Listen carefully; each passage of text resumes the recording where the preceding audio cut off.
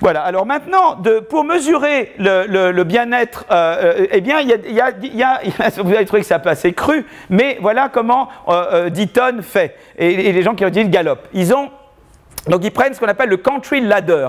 Donc on dit, imaginez une échelle de 0 à 10, eh bien, à quel niveau de l'échelle vous considérez que de votre bien-être, quoi, l'évaluation de votre vie, en gros, non, c'est ça, hein, c'est... 10, c'est censé être la meilleure vie. Voilà, est-ce que votre vie vaut quelque chose ou pas, quoi, donc un peu déprimé, pas terrible, voilà. Donc, alors, ce qui est intéressant, c'est qu'il y a le anticipated ladder, et le anticipated ladder, c'est qu'on dit aux gens, projetez-vous dans 5 ans, ne regardez pas maintenant, imaginez que vous êtes dans 5 ans.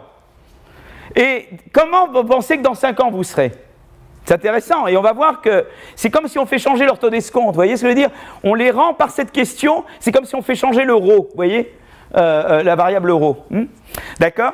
Et puis alors il y a une autre question qui est worry. Est-ce que vous vous êtes fait du souci hier par exemple ou pas, hein? Et donc il y a d'autres mesures de stress, etc. Donc, mais là on va considérer ces trois-là à partir de ce survey, à partir de cette base-là. Alors maintenant on passe à l'autre base, et là c'est une autre question qui avait été posée. Donc la question c'est, est-ce que vous êtes content avec votre vie? Alors très content 1, pas content 4. Alors nous, comme vous voulez que le mieux soit mieux que le moins bien, on a fait un truc extraordinairement révolutionnaire, on a transformé le 4 en 1 et le 1 en 4, et on a fait changer l'ordre. Voilà. Mais voilà, donc ça c'est les deux. Alors, je vais tout de suite passer, je ne vais pas m'attarder sur les summary statistiques, que je déteste en général, montrer. Simplement, elle montre ici évidemment que quand vous regardez les déviations, quand vous regardez les déviations au niveau individuel, il y a beaucoup de variations. Au niveau des moyennes des MSA, il y a moins de variations, puisque, vous voyez, vous faites des moyennes de moyennes. Vous regardez des variances entre des moyennes. Donc les variances entre des moyennes sont moindres que les variances entre les individus eux-mêmes. D'accord ? Alors, voilà. Donc, alors, en gros, on va faire comme ça. On va regarder d'abord les régressions au niveau MSA. C'est-à-dire que je vais regarder des moyennes au niveau municipal, quoi, hein, du bien-être, mesurées par rapport à des moyennes de Creative Destruction au niveau du MSA. D'accord ? Ensuite, je vais regarder des choses où je régresse le bien-être d'individus en particulier. Ça me permet de contrôler. Alors, quand je fais les premières, je vais faire je fais la moyenne au cours des années. Je ne fais pas ça année par, je fais ça en panel. Je fais ça, c'est des cross-sections, parce que je veux quelque chose qui soit proche du steady state. Je veux dire, mon analyse, elle est surtout steady state pour le modèle. Donc, pour faire quelque chose qui empiriquement soit proche du steady state, je fais des moyennes. Vous voyez, c'est des régressions de moyennes. C'est des moyennes sur les années que je regarde à chaque fois. Vous voyez ? Tandis que quand on fera l'analyse longitudinale, là, on regardera l'évolution au cours du temps. Alors, quand je passe au niveau individuel, ça permet de mettre plein de contrôles pour l'éducation, pour l'âge, pour le statut marital, pour plein de choses. Et on peut contrôler, et on verra que en fait, les résultats sont très robustes à regarder au niveau individuel. Et puis après, je vais regarder robustesse, je vais essayer de faire comme de l'instrumentation. Mais si vous utilisez le mot instrumentation, là, je perds tout de suite un co-auteur qui s'appelle Angus Deaton, parce qu'il déteste l'instrumentation. N'essayez jamais de demander à Angus Deaton de faire de l'instrumentation. Donc, on fait autrement, on fait une instrumentation par by the back, quoi. Donc, c'est-à-dire que ce qu'on fait, c'est qu'on fait en fait une régression sur une mesure de prédict.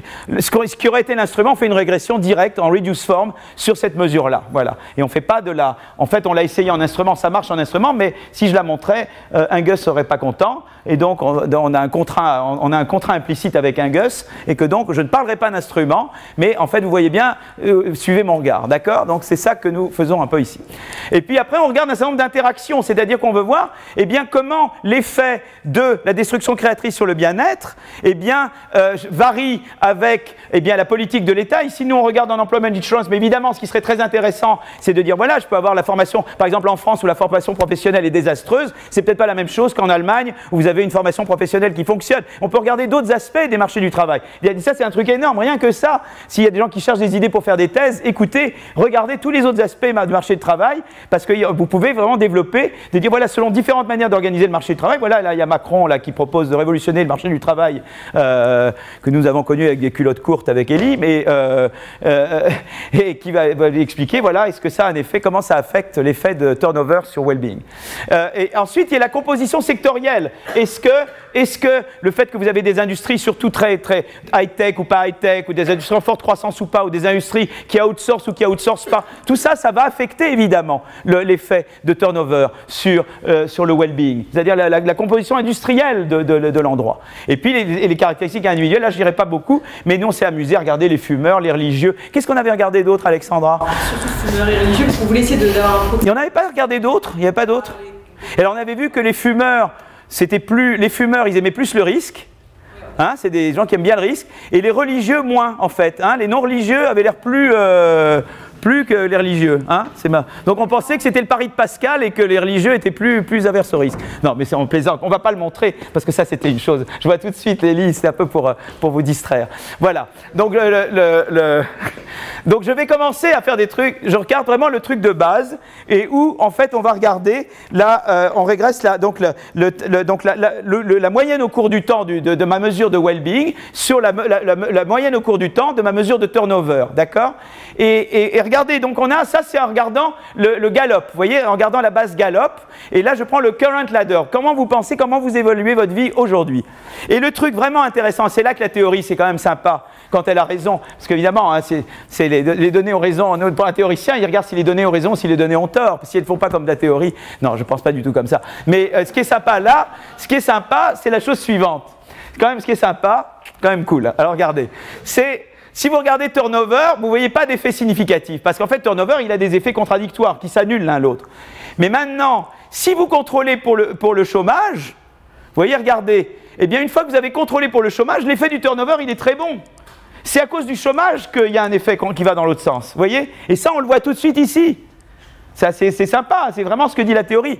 Et alors, vous pouvez regarder sur l'effet vous pouvez décomposer le turnover en job creation et job destruction. Et ce que vous voyez là, c'est que l'effet de job creation, la partie job creation, évidemment, elle est très sympa. L'effet de job destruction, évidemment, elle ne l'est pas. Hein. Mais ce qui est très intéressant, c'est quand vous contrôlez pour le chômage, eh bien, les effets sont un peu réduits. Vous voyez ce que je veux dire? Et notamment, l'effet de la job destruction est réduit, puisque vous avez contrôlé pour le chômage. Alors, il peut y avoir d'autres aspects qui font que les gens, là, dans ces régressions, le chômage est quand même que le destruction, malgré qu'on contrôle pour le chômage, les gens n'aiment pas ça de changer. Mais ce qui est intéressant, c'est qu'on voit vraiment que beaucoup passent par le chômage. Pas tout, mais beaucoup passent par le chômage. Donc ça, c'est intéressant parce qu'on avait raison d'avoir un modèle, finalement, où le chômage joue un rôle important. On le voit ici. Alors maintenant, ce qui est sympa, c'est ça. Maintenant, vous passez totalement à un autre survey. Vous avez posé la question totalement différemment. Et regardez la beauté de la chose. Turnover, effet direct, pas significatif. Rebelote, je contrôle pour le chômage, et regardez, le turnover devient positif. Et pareil maintenant quand je regarde destruction et creation. Et c'est deux bases différentes, questions posées différemment. Et ils arrivent au même résultat qualitatif, quoi.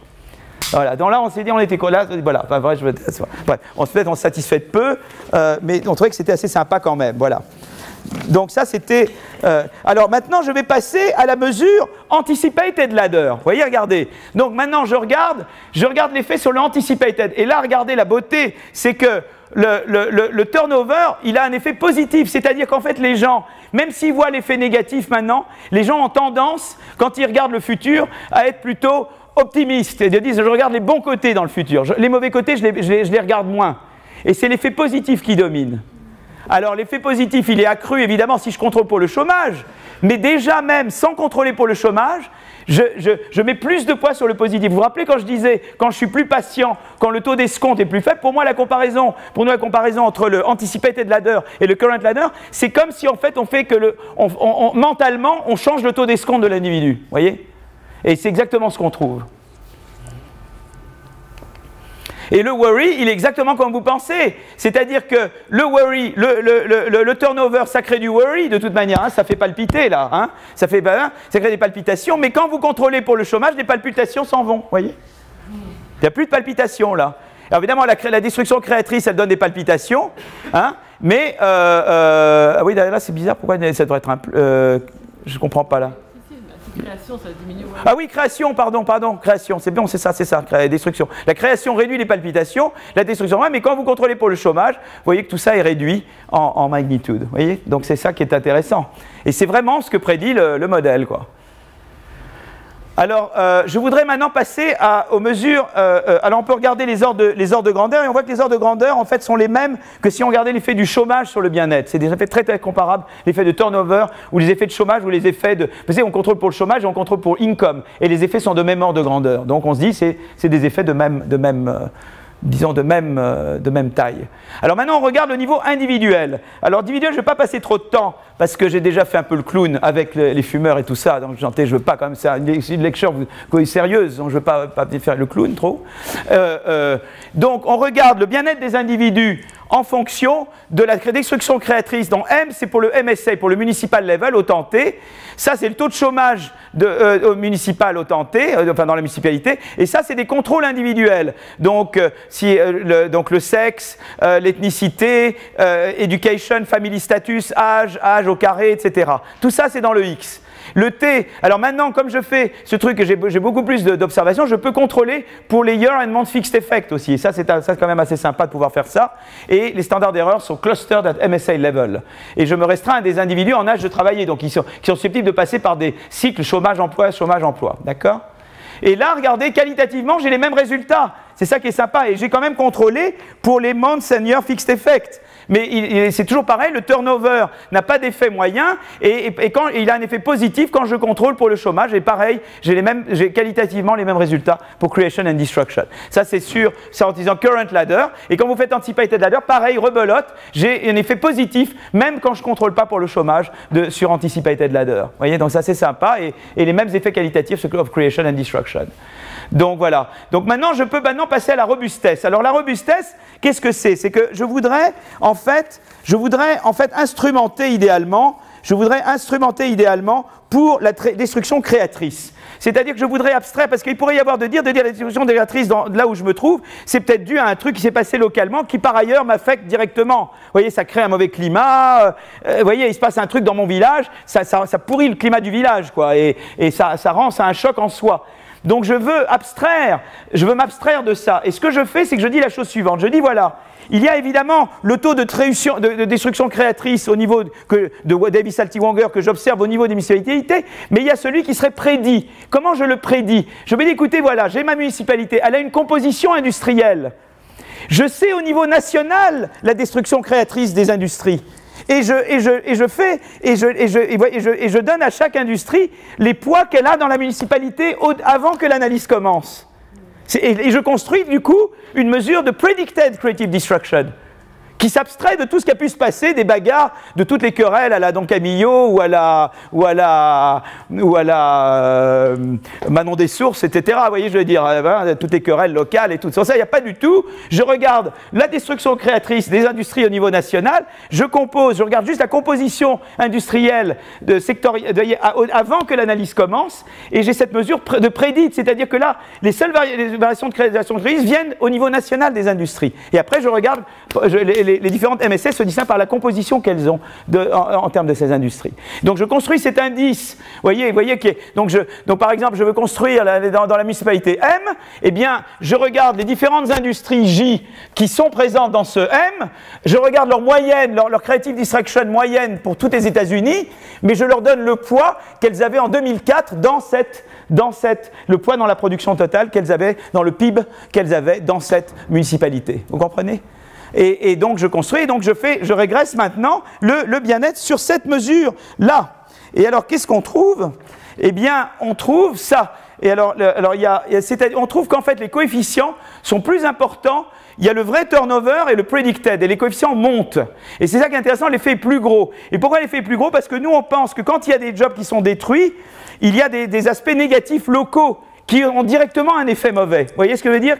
Et c'est comme ça que nous, on explique que quand on prend le predicted, on trouve les coefficients. Mais c'est quand même le même ordre de grandeur. Je ne suis pas passé de 0,2 à 2 millions, quoi, vous voyez, ou à 20. C'est toujours le même ordre de grandeur, donc c'est crédible comme coefficient. Mais c'est intéressant que c'est moins négatif que c'était. Alors, stable job, c'est que je me restreins à des jobs qui ont duré plus de 3 mois. Quand je regarde all jobs, c'est que quand on regarde turnover, ça inclut également des jobs de moins de 3 mois. Voilà, mais ça, c'est les mêmes résultats qualitatifs. Donc ça, c'est assez sympa parce que c'est quand même... Alors, on contrôle dans cette régression, on contrôle pour la composition sectorielle. On ne peut pas évidemment contrôler pour les effets fixes de MSA, mais on peut contrôler pour la composition sectorielle initiale dans le MSA, qui est pratiquement de contrôler comme les effets fixes de MSA finalement.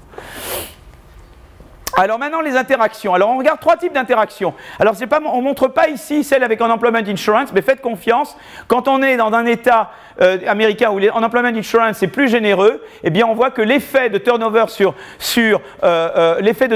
bien-être est plus positif que quand on est dans un État où les Unemployment Benefits sont moins généreux. Donc ça c'est dans le papier. Je vous réfère au papier. Et là je vais juste vous montrer avec le type de secteur, parce que quand même on est un truc de croissance, et donc je veux regarder le type de secteur. Alors c'est-à-dire les secteurs présents. Et là, finalement, quand j'ai fait le Bartik, je veux savoir, vous voyez, une composition sectorielle, et je voudrais voir quel type de secteur j'ai affaire.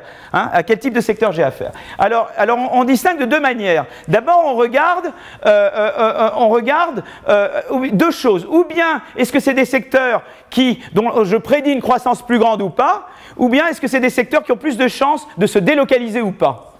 Comment je mesure ça? Alors pour la croissance de la productivité, eh bien là j'ai des mesures de Annual Productivity Growth moyenne sur 2005-2009. C'est comme ça que je mesure, c'est ça que j'utilise pour mesurer la prédiction de croissance de productivité. Pour le outsourcing, on regarde en fait la croissance des importations venant de Chine dans le secteur entre 91 et 2007, basé sur Autor. En fait c'est Autor qui nous donne les données pour ça, d'accord? Et alors maintenant, ce qu'on va faire, c'est qu'on va régresser eh bien, le bien-être sur la création destructrice, eh bien, interagit avec une dummy qui sera égale à 1 si je suis au-dessus de la valeur médiane ou bien de la productivity growth ou bien de la outsourcing threat. Hein. Là, on fera l'un puis l'autre. Et il y aura évidemment un terme direct sur cette variable. Et puis, tout le reste est comme avant. Hein. Et c'est des régressions au niveau MSA level. Voilà. Et alors, à ce moment-là, ce qu'on montre, c'est la chose suivante. Là, c'est en termes de productivity growth. Si la composition, si la moyenne, disons, dans ma composition sectorielle est above median de secteurs qui croissent vite, enfin, si j'ai une croissance au-dessus du médian, eh bien, à ce moment-là, eh bien, ça rajoute un terme positif pour l'effet du turnover. Vous voyez, le turnover, il y a l'effet direct et l'effet interagit avec above median. Donc, si vous avez un MSA, surtout composé de secteurs où il y a des good growth prospects, eh bien, évidemment, l'effet du turnover est plus grand sur le bien-être. D'accord? C'est ça que disent ces régressions. Et alors maintenant, je regarde en termes de outsourcing threat, là c'est le contraire. Si vous êtes dans un endroit où vous avez des secteurs qui ont plus tendance à délocaliser, eh bien quand vous perdez un job, vous avez moins de chances d'en retrouver un, puisque entre-temps, il n'y aura plus de jobs créés, et il va délocaliser, et on trouve exactement ce à quoi on s'attend, c'est que si on est dans un endroit où il y a beaucoup de délocalisation, évidemment l'effet du turnover sera plus négatif ou moins positif sur le bien-être. Et vous voyez, c'est vraiment ce que le modèle, ça va vraiment avec ce que le modèle prédit. Alors maintenant, je vais passer à l'analyse longitudinale.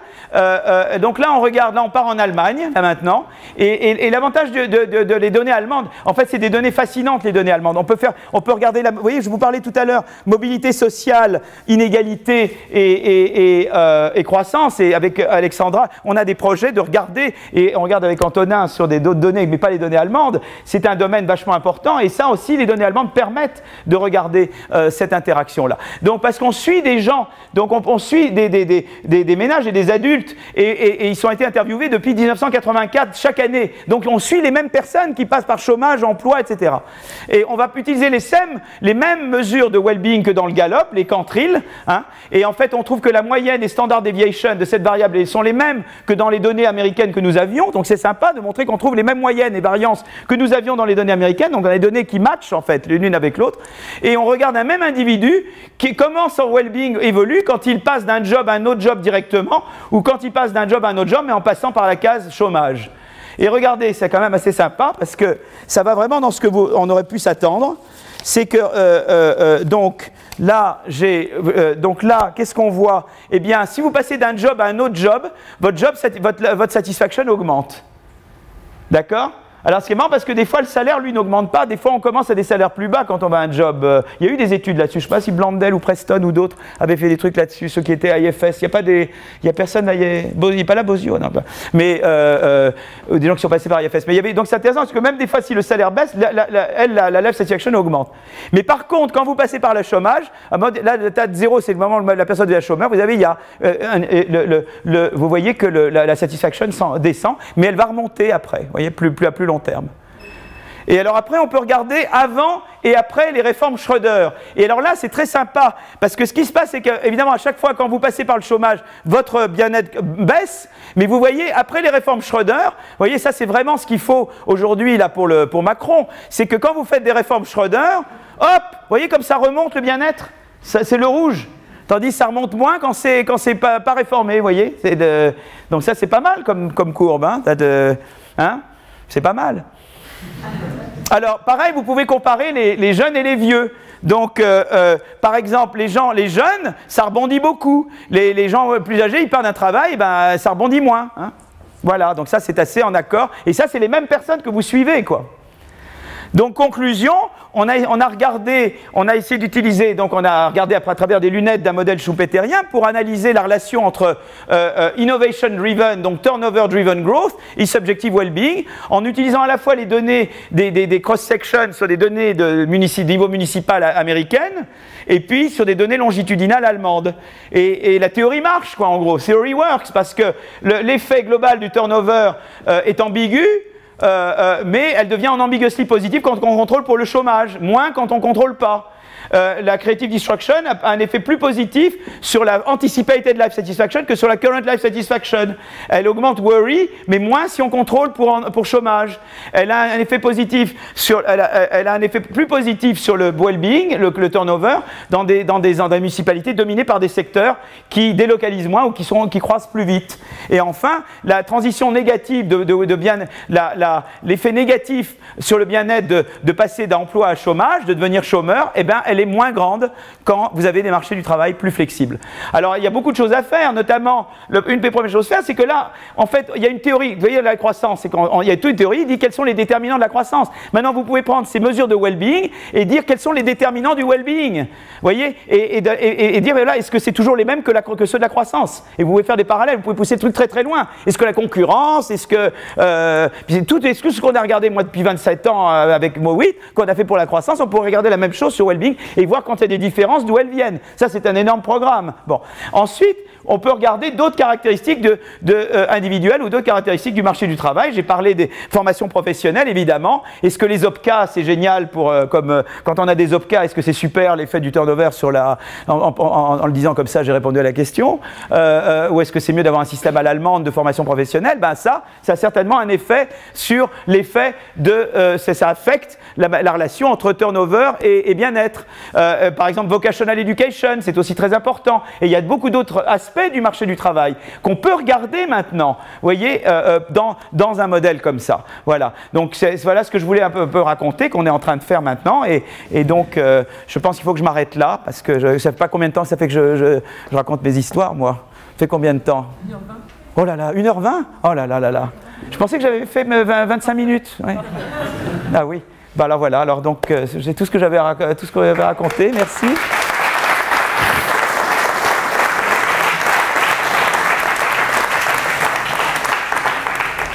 Peut-être une question pour lancer le débat, mais les implications en termes de politique économique, tu en as évoqué à plusieurs reprises, mais quel serait le message central? Est-ce qu'il y en a? Moi, je pense que une bonne flexec, ça me paraît une bonne chose. Je pense que si on pouvait le faire, ça serait pas mal. Moi, je pense que c'est ça qu'on va obtenir. C'est vers ça que j'aimerais aller, c'est-à-dire des trucs chômage raisonnable avec je sais pas, avec organisation. Enfin, je pense que, en tout cas, et ça serait intéressant de voir aussi si on flexibilise le marché du travail, par exemple. Voilà, aujourd'hui, il y a tout un débat sur flexibilisation du marché du travail. Est-ce que ça a un impact sur le bien-être? Et voilà, dans le débat actuel, voilà une question directe voilà, parce qu'il y a beaucoup de gens qui s'opposent à ça. Et on peut dire, mais écoutez, en fait, vous jouez contre le bonheur, contre le bien-être des employés, quoi, en fait. Et donc, si on peut montrer ça, c'est quand même intéressant. Dans le débat, ça apporte quelque chose au débat. Et c'est pas juste croissance, parce que souvent, on nous reproche de dire, vous pensez à la croissance et vous pensez pas au bien-être, quoi. Et on dit, mais non, et là, c'est pas ça. On a regardé le well-being avec des mesures différentes, avec des approches différentes, et quand même, on tombe toujours sur les mêmes trucs, quoi. Donc ça, c'est pour ça qu'on... Oui. Est-ce qu'on pourrait imaginer des imaginations, d'imaginer comment utiliser les gens disponibles autrement qu'avec les mécanismes de l'économie classique? C'est-à-dire les entreprises font des profits, donc elles embauchent. Est-ce qu'il y a d'autres moyens que l'on pourrait imaginer avec votre modèle, que l'on pourrait tester? C'est-à-dire, par exemple, s'il y avait un secteur d'État, par exemple, qui dit, vous n'êtes pas, vous pourriez travailler, si, par exemple... Par exemple, déclarer que les gens qui vont dans les entreprises en croissance parce qu'elles sont innovantes sont des formateurs des gens disponibles et les font en fait travailler en apprenant à travailler et pas seulement... Voilà l'idée. Oui, ça pourrait être quelque chose d'analyser. Moi, je pense que tout ça, tous ces mécanismes pourraient être regardés. On pourrait, et le modèle se prête à ça. On pourrait tout à fait dire, voilà, les gens peuvent dire, par exemple, la formation, pour moi, ça fait partie un peu de la formation et qui l'a fait. Et de dire, voilà, on peut, différents systèmes de formation pourraient être comparés comme des interacteurs. Vous voyez ce que je veux dire? Vous les metteriez comme des interacteurs, comme je mets en employment benefits. L'idée, c'est que comme j'ai travaillé dans les startups pendant pas mal d'années, dans une startup, ce qui coûte très cher, c'est d'accueillir quelqu'un, de le former. Autrefois, les grands groupes formaient les gens que vous avez besoin dans 6 mois. Les startups n'ont pas les moyens. Donc, leur mettre à disposition, les startups ou les sociétés en croissance, leur mettre à disposition sous une forme contrôlée, bien sûr, les gens qui sont disponibles et qui ne font qu'envoyer des CV ou s'emmerder chez eux, ce serait quand même pas idiot pour relancer la croissance. Oui, ça, c'est des idées. Et ce qui est intéressant, c'est qu'on peut regarder toutes ces choses-là. Donc, l'important, c'est qu'on puisse faire une expérience. C'est-à-dire qu'il faudrait regarder. Donc, c'est ça que les données longitudinales sont intéressantes parce qu'on pourrait faire des expériences et regarder les effets que ça a sur cet effet-là. On pourrait essayer de tracer ces courbes avant et après l'introduction de la même manière que j'ai dit les Hartz Reform, les Schroeder Reform. On pourrait faire la même chose avec différents types de réformes, absolument. Et c'est vrai qu'on peut comprendre que ça aurait un impact, mais voilà. Mais on ne l'a pas fait. Il peut le faire, mais d'abord, il ne peut pas le faire. Moi, je peux le faire, mais ça vaut la peine d'être fait, absolument. Mais en écoutant le modèle au début, on dit que tant qu'on est en économie fermée, on est tranquille. Chaque fois qu'il y a un job qui est détruit, il y a quelqu'un d'autre qui vient pour le remplacer.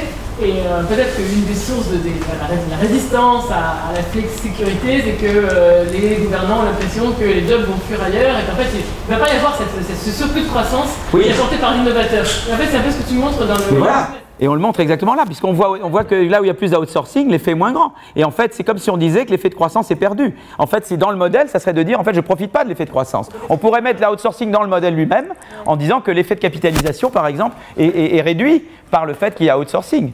Et donc là, tu sais, la modélisation n'est pas coupable, c'était le progrès technique. Là, ce que tu dis, c'est qu'il y a quand même les deux problèmes. Il y a le progrès technique qui fait qu'il va y avoir des discussions créatrices et des gens voilà. de ça, mais ils ne devraient pas avoir peur. Et après, il y a la mondialisation qui, en fait, finalement... Voilà, voilà, exactement. Qui a des effets plus... Donc, alors évidemment... Finalement, allez-y quand même... De toute façon, la mondialisation est là, on peut pas on peut devenir protectionniste. Donc maintenant, il y a un moyen aussi d'être préparé. C'est-à-dire que je pense que l'éducation, la formation... alors par exemple, alors là, je sors du domaine, mais enfin les Allemands, par exemple, ils ont, dans la chaîne de valeur, comme ils ont formé des travailleurs qui sont semi-skilled, parce qu'il très tôt chez eux, il y a une interface entre l'école et l'entreprise, ils peuvent délocaliser certains segments pour valoriser des segments productifs, où nous, on aurait plutôt tendance à tout délocaliser, sauf la R&D et tout ce qu'il y a en bas.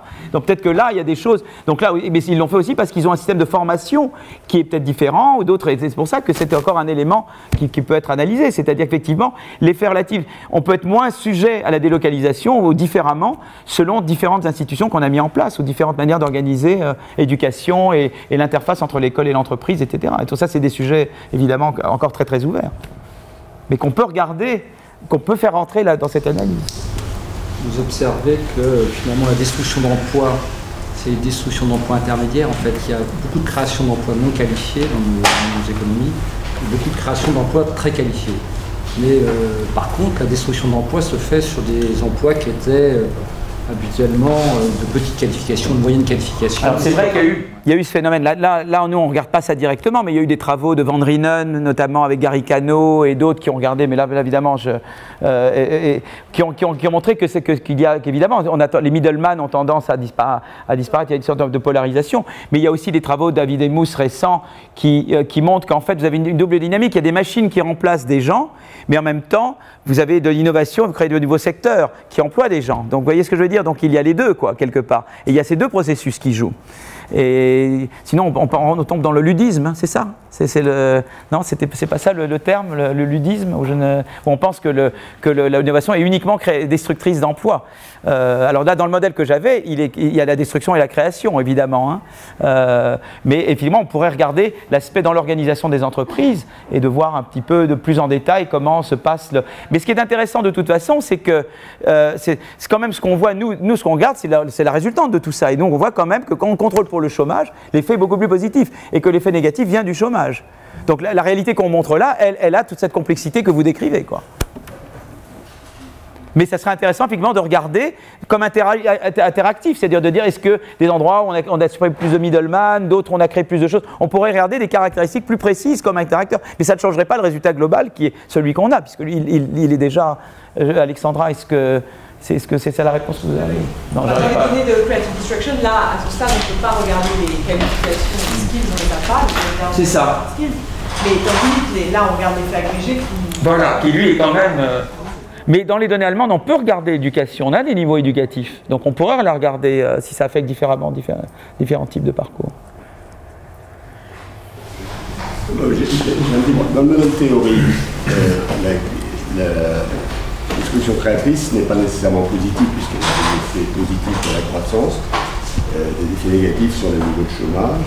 Et si je me souviens bien des formules, il y a des zones où l'effet sur le bien-être, qui par ailleurs n'est pas tellement subjectif dans le modèle théorique, est positif, et des cas où il est négatif. Absolument. D'accord. Théoriquement, il peut avoir les deux. Absolument. Et alors, quand vous regardez là, alors justement, mon point, c'est que je ne comprends pas totalement le lien avec les faits empiriques, parce que les faits empiriques disent que l'effet de rotation est positif, mais qu'il y a un effet chômage. Mais l'un et l'autre sont, d'après le modèle théorique, corrélés. Alors, et donc, quel est l'effet? Oui, alors l'effet, ce que dit le modèle de toute façon, qu'il y ait, qu'au total ce soit négatif ou pas, quand on contrôle pour le chômage, l'effet est plus positif, ça c'est toujours vrai. Oui, d'accord. D'accord? Et l'interaction avec le B et avec le ρ, il est toujours vrai, lui, où qu'on soit. Mais si c'est une corrélation positive entre le chômage et la rotation, l'effet global sur le bien-être n'est pas clair, même du point de vue empirique. Oui, absolument. Tant que je ne contrôle pas pour le chômage, l'effet est ambigu. Et c'est une fois que je contrôle pour le chômage que l'effet devient en ambigu. Mais par contre, c'est intéressant, c'est quand je regarde le anticipated ladder, là, il devient en ambiguïté positif parce qu'en fait, c'est comme si j'avais un taux d'escompte très très très bas. Et là, je suis vraiment dans une zone où c'est positif. Je trouve que le modèle est l'analyse empirique fascinante. Je me pose une question, est-ce qu'on ne pourrait pas imaginer qu'un des obstacles à la flexibilisation du marché du travail, c'est au-delà de l'effet sur le chômage et l'effet sur le partage de la valeur ajoutée, qui doit pouvoir être capté dans le modèle, et si on change, si on met dedans un paramètre qui fait que la flexibilisation réduit le pouvoir de négociation du salarié avec l'employeur, est-ce que vous pensez que le modèle ne pourrait se prêter à ce genre d'analyse d'effet du changement des institutions sur le bien-être? Et ce qui est intéressant quand même, c'est qu'on voit que, si on regarde les trucs longitudinaux, mais merci Alexandra, c'est qu'on pourrait penser que plus flexible, ça veut dire que le travailleur est moins bien. Si cet effet était dominant, on aurait observé qu'après les réformes Schröder, ça montrait moins, quoi. Or, on voit que ce n'est pas le cas. Donc, il y a des effets qui vont dans l'autre sens, visiblement. Et peut-être que cet effet existe, mais il n'est pas dominant. Bon, c'est comme ça que j'interprète. Est-ce que vous avez une autre... Vous dites, on a vu sur le graphique, après les réformes Schröder, quand on est au chômage, après ça remonte plus qu'avant. Oui. Ça remonte plus qu'avant parce que... parce qu'on a notre emploi plus vite, probablement.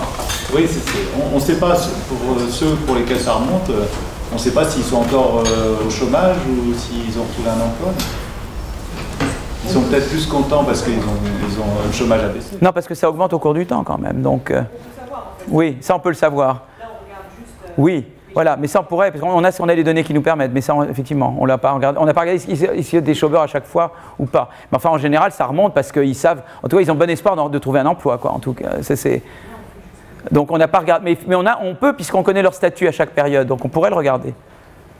Mais comme nous, c'est en termes espérés, donc de toute façon, en tout cas, ils sont sûrs qu'ils ont, s'ils ne sont pas un emploi maintenant, ils ont une bonne chance d'en trouver un, et de plus en plus. Donc déjà ça suffit à les faire monter en termes de well-being. Mais on pourrait regarder, on pourrait conditionner au fait qu'ils aient trouvé ou pas trouvé. Ça, on peut le faire avec les données qu'on a. Oui.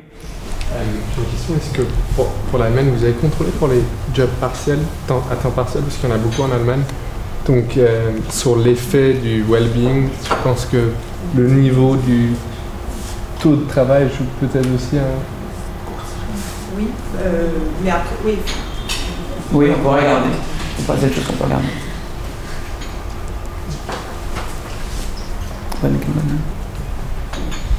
J'ai pas bien saisi quand vous avez parlé de l'effet externe, c'est-à-dire la France c'est 4% du PIB mondial et les destructions viennent de 96% du monde.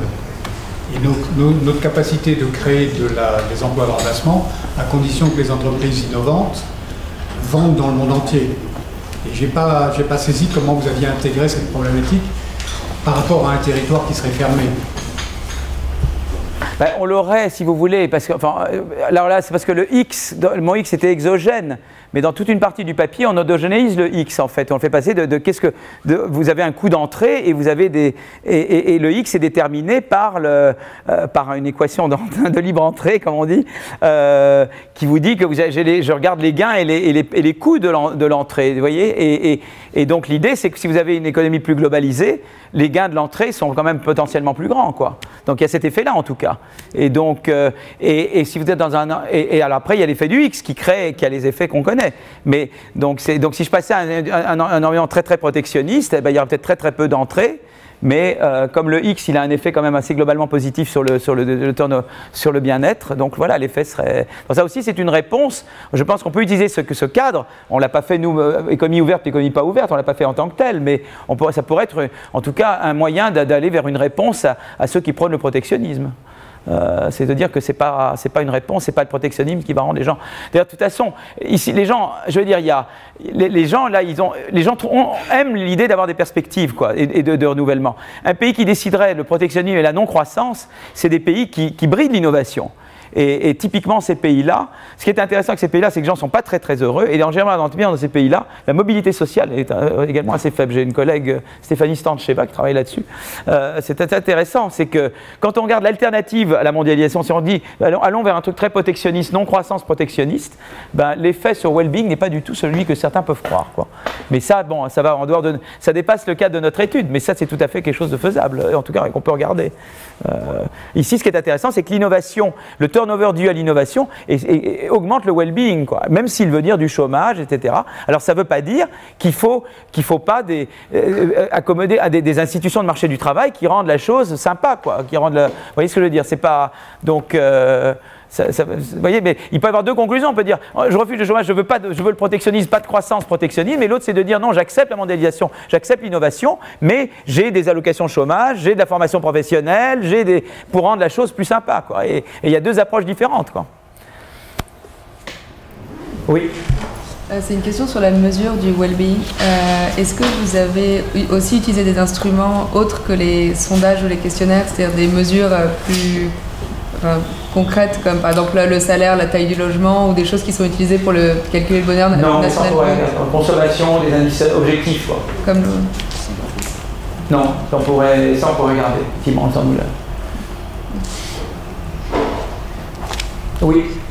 Est-ce qu'on sait si le turnover rend, on va dire, les gens plus contents, beaucoup plus en Allemagne qu'aux États-Unis, ou l'inverse? Je ne sais pas si ma question est... Ah oui. Et nous, on fait des comparaisons entre... Là, on ne peut pas répondre comme ça parce qu'on ne fait pas les mêmes conditions d'un côté et de l'autre. Oui, on ne pourrait pas comme ça directement. On pourrait imaginer qu'il y a des facteurs culturels qui font que... Oui, on pourrait, oui. On n'a pas fait. Nous, on s'était contenté de regarder... on avait fait des interacteurs individuels au sein des États-Unis, quoi, mais on pourrait regarder. Oui. Voilà. Mais nous, on pourrait regarder même aux États-Unis, selon l'origine d'où viennent les gens. Parce qu'on peut faire des trucs un peu là allegants, puisqu'on sait que les générations, on sait qu'il y a des endroits qui ont plus des immigrations venant de certains pays. Donc ça, on pourrait le faire même dans l'analyse américaine, en faisant un interacteur à la KU-Calgan. Ça, c'est quelque chose qu'on pourrait tout à fait faire. Oui. Quand on regarde l'histoire de la vie des entreprises, la croissance économique qu'ont connue les pays occidentaux, une période où finalement les entreprises avaient développé l'emploi à vie, grosso modo, que ce soit aux États-Unis ou en Europe, c'était exactement la même chose, ont été des périodes de forte croissance. Donc on vit maintenant des périodes de faible croissance et où l'emploi n'est plus du tout celui-là. Donc en fait, la corrélation me paraît être liée à d'autres déterminations que le fait qu'il y ait cette destruction créatrice, la problématique de la stabilité de l'emploi et de la croissance. C'est d'autres phénomènes. Je vais parler de la corrélation entre quoi? Entre croissance et chômage ou entre croissance et turnover. Puisque finalement, ce que vous avez expliqué, enfin moi j'ai pas compris toutes les subtilités du modèle, c'est que un certain niveau de turnover permet finalement de générer de la croissance par des... En tout cas, si on regarde au niveau américain, on voit, si on regarde en cross-section américain, il y a une corrélation positive entre turnover et croissance et entre turnover et chômage. Ça, on le voit assez nettement. C'est vraiment, c'est très généreux. Parce que, vous comprenez, c'est pas... Vous pouvez toujours dire, moi, je compare moi avec un autre pays. Vous voyez ce que je veux dire? Mais il faut se comparer à des pays comparables ou des régions à des régions comparables. Et les régions plus dynamiques croissent plus vite. Vous voyez, au sein d'un même niveau de développement. Vous voyez ce que je veux dire? Vous ne pouvez pas comparer la croissance. Vous ne pouvez pas comparer votre croissance et celle je sais pas, d'une région en Chine. La Chine croît beaucoup plus vite que nous, puis ils sont en rattrapage. Je prends simplement quelque chose d'un peu historique, si on prend de période sur 70 ans depuis la fin de la dernière guerre mondiale jusqu'à 2010. Je pense malgré tout que le turnover a beaucoup augmenté dans les entreprises et la stabilité de l'emploi n'existe plus. En fait, il existait, c'était quelque chose qui était constitutionnel des grandes entreprises, aussi bien aux États-Unis qu'en Europe. Et le taux de croissance aux États-Unis, me semble-t-il, était plus important dans cette période-là que maintenant. Donc je ne fais pas la corrélation inverse. Mais je dis que les phénomènes explicatifs me paraissent ailleurs. Bah, écoutez, il y a eu quand même toute la période aux États-Unis, enfin il y a eu quand même les vagues, là on parle, c'est toute la guerre sur les vagues technologiques également, hein. Mais il y a eu quand même un rebond de croissance entre 1995 et 2005 aux États-Unis, il y a eu un rebond de croissance et le turnover aussi a augmenté pendant cette période. Donc c'est intéressant. Dire que, et nous, en France, on a un turnover plus faible, on a un marché beaucoup plus rigide et un turnover plus faible, avec une croissance plus faible que d'autres pays comparables aux nôtres, où la croissance est quand même un peu plus élevée que la nôtre. Alors évidemment, je ne vais pas me comparer à la Chine, puisque eux, ils ont une croissance de rattrapage, donc c'est tout à fait une autre histoire. Mais au sein, et c'est intéressant de voir que les États-Unis, quand même, le turnover a augmenté dans cette période, et également, prenez même la Suède. Par exemple, la Suède a fait des réformes, un certain nombre de pays scandinaves ont fait des réformes structurelles dans les débuts des années 90, le turnover a augmenté, et la croissance a été dopée. Alors ils ont fait un certain nombre de réformes aussi, hein. Mais les deux ont été dopés. Alors ils ont fait d'autres réformes fiscales, ça m'amène ailleurs, hein. Les réformes fiscales, etc. Suède très intéressante à étudier. Mais c'est donc si vous voulez, et si je regarde en cross-section MSA américain, je vois vraiment que le turnover et croissance et turnover et chômage sont les deux positivement corrélés. Ça apparaît assez nettement. Donc après, ce qu'il peut y avoir, c'est qu'il y a des périodes dans l'histoire où vous avez des vagues technologiques qui apparaissent, et puis après, il y a une décélération dans la vague. Vous voyez ce que je veux dire? Mais donc ça, c'est des phénomènes de cycle très très longs. Et voilà. Mais là, c'est pas trop ce qu'on regarde ici, quoi. Est-ce qu'il y a un niveau de turnover idéal en fait? Ou est-ce que ça dépend vraiment des conditions de chaque pays? Et si ça dépend du niveau de chaque pays, comment on fait pour savoir? Il pourrait y avoir des cas où il y a trop de destruction, oui. On peut faire une analyse welfare de dire est-ce qu'il y a des pays où il y a trop de destruction par rapport à ce qui serait idéal? Oui, théoriquement, oui. Théoriquement, on peut imaginer qu'il y ait trop de destruction. De toute façon, déjà, le modèle schumpeterien, même sans chômage, même quand vous avez matching parfait, peut vous dire déjà qu'il y a des situations pour avoir croissance excessive. Parce que la croissance, c'est quand même, vous détruisez les rentes des prédécesseurs. Vous n'internalisez pas les destructions de rentes sur les prédécesseurs. Donc même sans chômage, le modèle schumpeterien donne cette possibilité qu'il y ait destruction créatrice excessive. Alors maintenant, quand vous mettez des search friction, encore plus. Même, donc là, théoriquement, oui. Maintenant, où est-ce qu'on est par rapport à l'optimum concrètement dans tel et tel pays, ça je ne peux pas vous le dire. Mais que théoriquement ce soit possible, oui, absolument. Et c'est le seul modèle, d'ailleurs, le modèle schumpeterien, qui vous génère la possibilité d'innovation excessive et de croissance excessive, puisque les autres modèles vous diront toujours qu'elle est insuffisante. Hein. Le modèle de Romer aussi. Non, le modèle de Romer, la croissance est toujours en dessous de l'optimum. Changer. Pardon? De Romer modifié. Ah bah si tu modifies le modèle de Romer, ça c'est très bien. Le modèle Benassi, tu peux, mais le modèle de Romer tel quel, non. Alors peut-être une toute dernière question. Juste dans le modèle, plus le turnover est élevé, plus il y a de croissance et plus il y a de chômage. En tout cas, dans le modèle que nous on regarde ici, il a la possibilité que croissance et turnover puissent être aussi négativement corrélés. Je vous ai rappelé la figure que j'ai montrée.